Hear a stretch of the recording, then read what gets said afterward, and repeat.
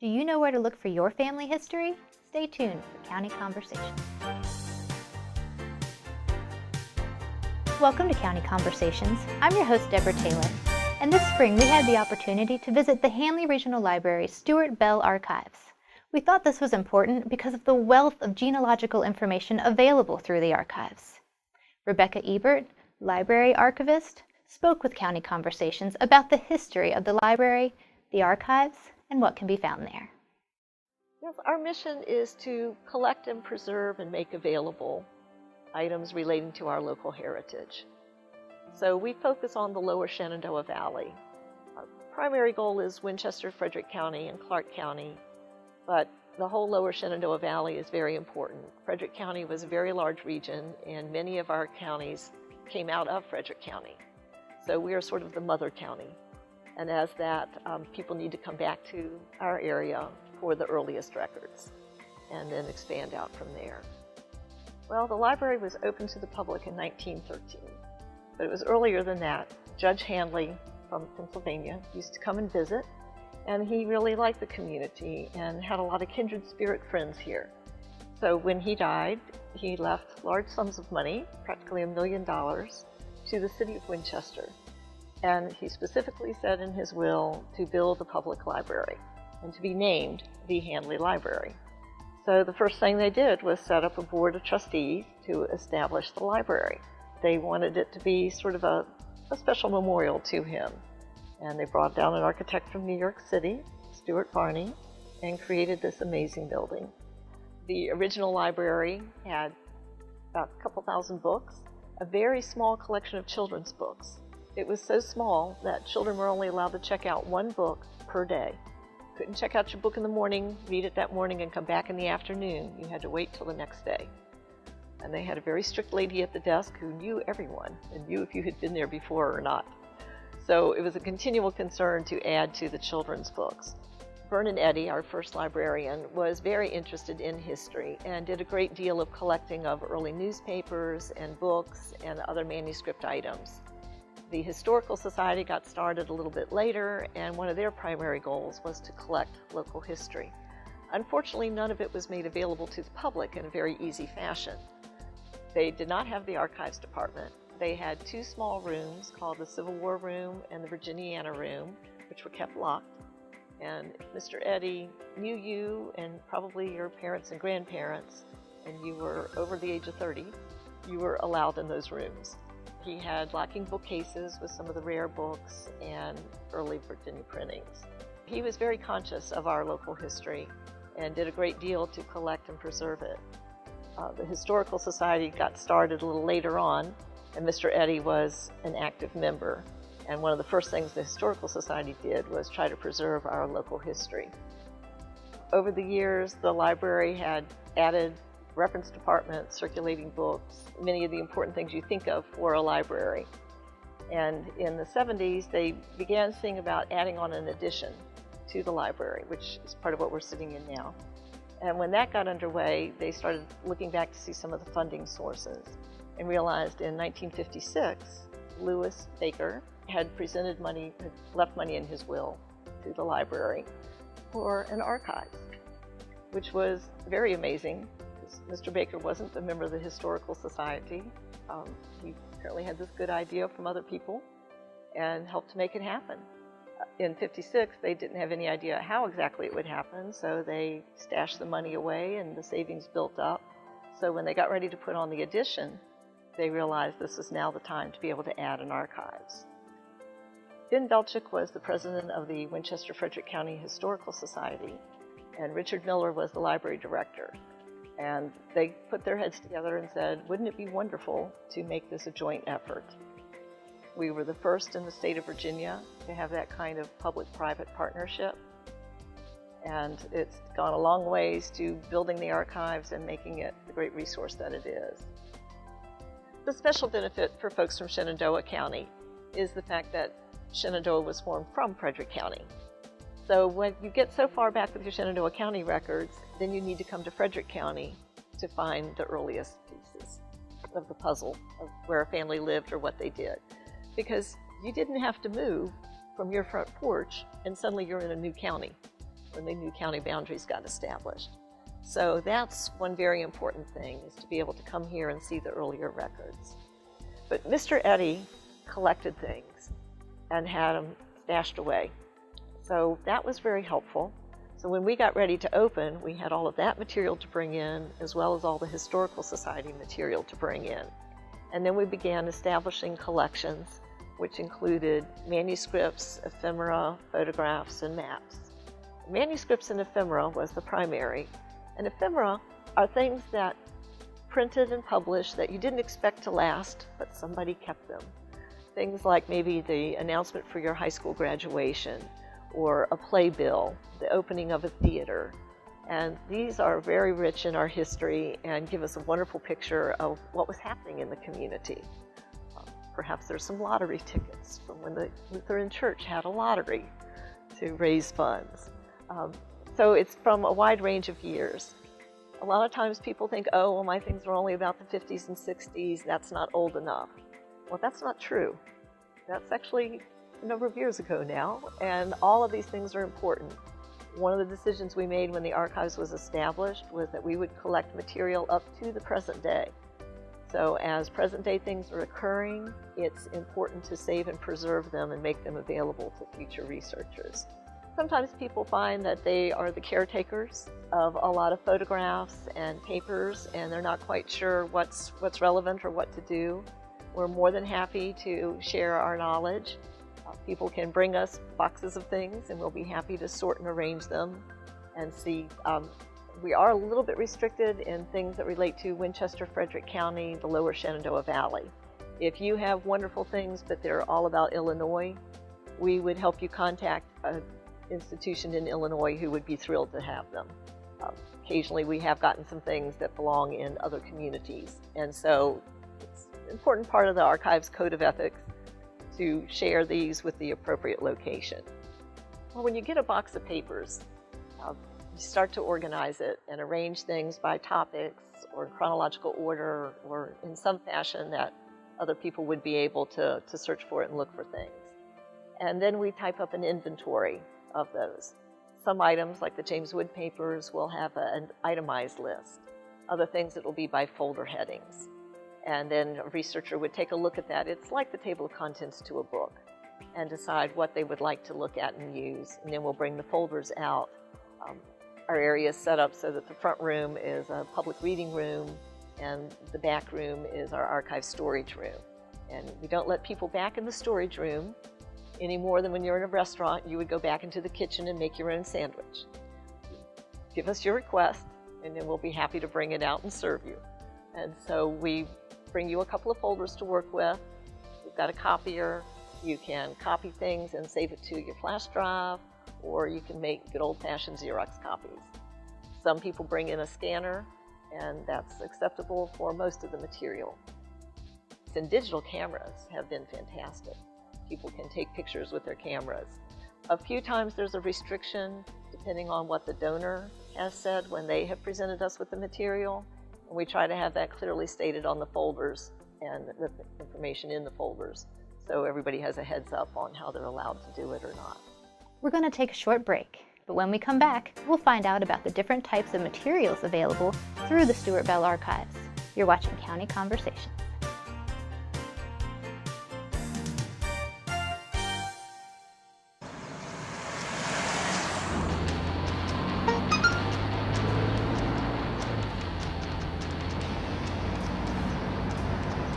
The average text takes your eyes off the road for nearly 5 seconds.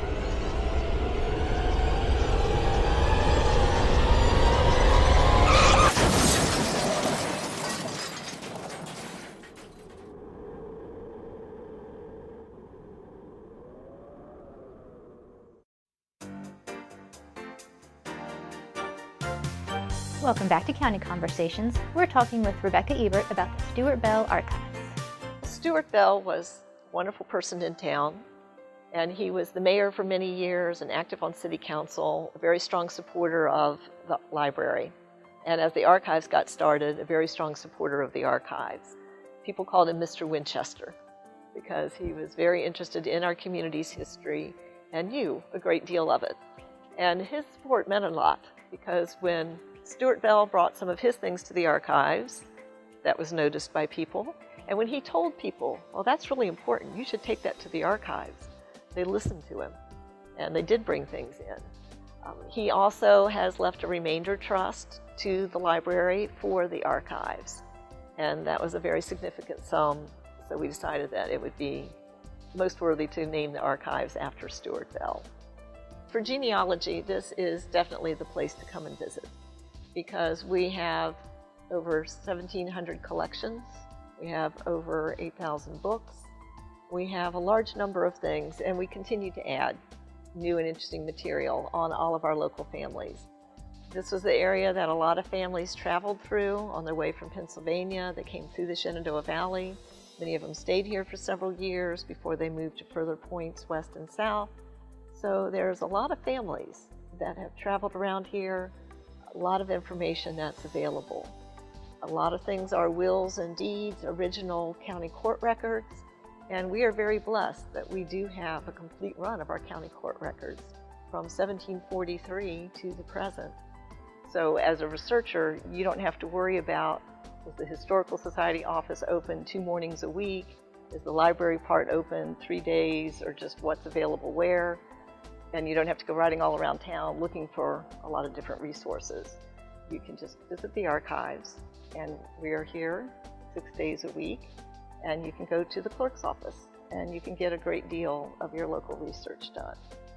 We have 2 collections of the James Wood papers. James Wood was the gentleman who laid out the town of Winchester and was the first clerk of the court. And so we have some of his records, and a lot of them are receipts and bills and notices, but they help give you a picture of who else was in the community at the time. And we have some wonderful early account books, because sometimes these are places where people will show up. If there's not a will or a deed, they can show up in an account book, they can show up in some other business records. And that's very vital, because what you're trying to do is to prove your ancestor was at a certain place and time. You may not get a lot of family details, but you'll get some information about what they were doing. And then you can sometimes make family connections, because you'll see who they were buying things for, what else was available, who they were doing business with. We also have a lot of things from John Walter Wayland. He was an amazing historian, one of the first to get his doctorate from UVA, and he did a lot of work on Shenandoah Valley history. He did some books, well over 20-some books, but he also took meticulous notes, and we have his notes that he took where he went around and visited people and wrote down the family Bible information. And then he went around and recorded all the cemeteries and drew little maps about how to get to them. A lot of this material has not been published in a formal way. Some of it appears as notes in some of the books and materials that people have put together, but it's a really outstanding collection and has a good amount of Shenandoah County material. If people have some material that they would like to donate to the archives, we would be delighted to talk with them about it. Shenandoah County has a wonderful archives itself. So if it's Shenandoah County material, our first suggestion would be to talk to the folks there. And if that's not appropriate, or they have things that relate to Frederick County and Winchester, we would be delighted to accept them. Some collections have a little bit of everything, and we're happy to accept those as well, and then help with the finding aids so that folks in Shenandoah County will realize that these are other good resources and places to turn to. Now, we are not open the same hours as the rest of the library. We do need some time to process and work with collections. New gifts continue to come in, and we had a large number of gifts that we started with that needed to be organized and arranged. Well, the internet has created some new opportunities for research in all areas and ways, and it does tend to be one of the first places that people start to look. And that's fantastic. The internet allows us to have email, and people email us with questions, and we try to give our responses to them. Also, you can take a look at our catalogs online, find out what kinds of books and manuscript collections might be here that would be of benefit to you. Some of the books you can also find online through Google Books and other resources like that. Our manuscript collections have not yet been digitized and available online. So you can read the cataloging, you can look at the inventory, you can find out what's in the collection, but to actually use the collection, you're going to have to come and visit in person. Next decade, that will probably be expanded and changed, but it takes a fair amount of equipment and extra computer strength to be able to make all that available. The Library of Virginia has digitized and put a large number of things on, and so that's a great resource. We can open the doors to people and let them know about other websites and things that are available, and we have several databases that we have subscribed to that people can use. Heritage Quest, Ancestry, and Fold3. Fold3 gives you military records from the National Archives, and Ancestry and Heritage Quest are genealogy-based. They have a lot of census records, and each year, they keep adding more things. So those are good tools to use. The Heritage Quest you can use at home with your library card, at this point a Handley library card, and Ancestry and Fold3 you need to be here in the library to use those. One good thing for the internet too, we have lots of photographs, and we have over 12,000 photographs available online that a person can research by visiting our Handley Regional website. And then there's a section on photos, and we continue to add to those. We have over 20,000 photos in the collection, and we have 12,000 of them, a little over 12,000, that are up and available online. We have a lot of resources that are not available online. There are books that have been published that are still under copyright, that have not been digitized and put online, and manuscript collections, papers that people have compiled and put together, have not been digitized and put online. So if you had family in the lower Shenandoah Valley, particularly in Winchester and Frederick County, you would definitely want to come and visit our resources and see what else you could find out about them. Because online, wills and deeds, things like that, are not listed in detail. You just get a little indication that they exist, but not their contents. And I've had people contact me and they say, oh, there's nothing on Mosby online. Doesn't anybody know how important John Singleton Mosby was? I'm like, yes, it's just most of those books still have copyright and they're not online. They're on bookshelves. So there's a great deal of material that is available that is not yet online.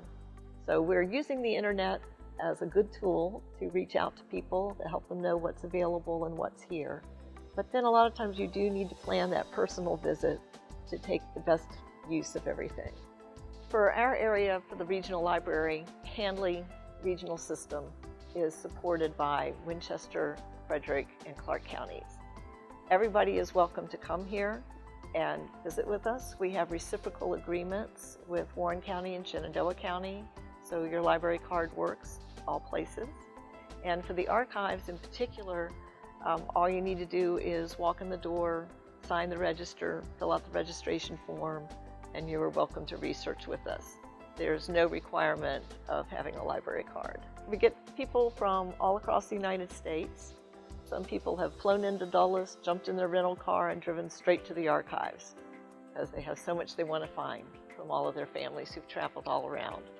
We get a lot of local people, people from throughout the Shenandoah Valley. We've had people from England and Germany who have traveled and done research here.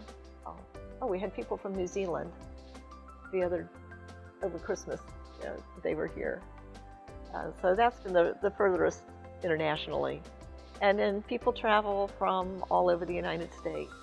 Some years we get people from Hawaii and Alaska, always people from California, Washington State, the West Coast.